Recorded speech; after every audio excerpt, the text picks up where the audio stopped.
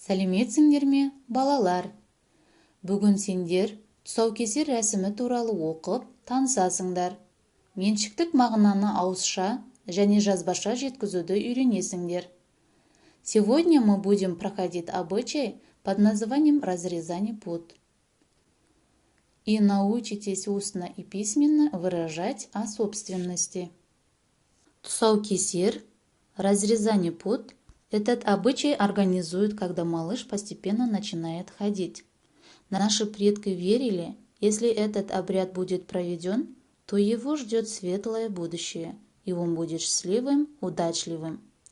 Ноги малыша завязывают черно-белой веревкой. Эти цвета выбирают, чтобы он в будущем отличал черное от белого, был добропорядочным гражданином, никому не переходил дорогу.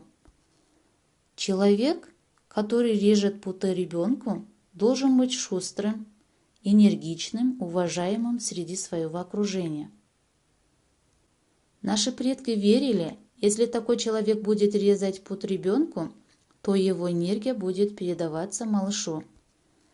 При проведении ритуала около ножек ребенка кладут какие-нибудь предметы – глобус, книгу, деньги, музыкальные инструменты и так далее – на фантазию родителей. Это своеобразный тест для малыша. Что он возьмет в руки, с тем предметом будет связана его профессия. Тәуелдік мағынадағы қосымшалар. Притяжательное окончание, вторая форма. Правила присоединения окончаний те же, что и в винительном падеже, но гласное в окончаниях всегда не меняется в зависимости от твердости или мягкости слова. Притяжательные окончания второй формы могут использоваться вместо родительного падежа. После гласных, кроме и ю, следует окончание нк. Например, ойыншық баланыкі, игрушка мальчика. После всех сонорных Л, Р, У, И, М, Н, Н, звонких Ж, З и гласных И, Ю следует окончание ДК.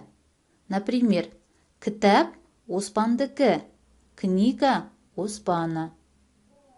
Окончание ТК следует после глухих согласных К, Х, П, С, Т, Ш, Щ, Ф, Х, Х, Ц, Ч и звонких Б, В, Г, Д.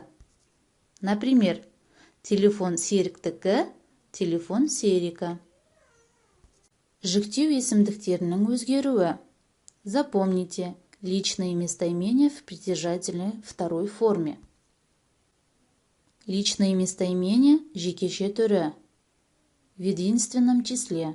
Мен, сен, сіз, ол. Притяжательная вторая форма. Жекеше түрі. В единственном числе. Менікі, сенікі, сіздікі, оныкі.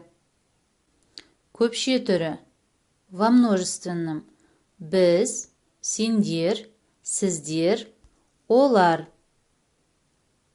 Притяжательные во множественном будет біздікі, сендердікі, сіздердікі, олардікі.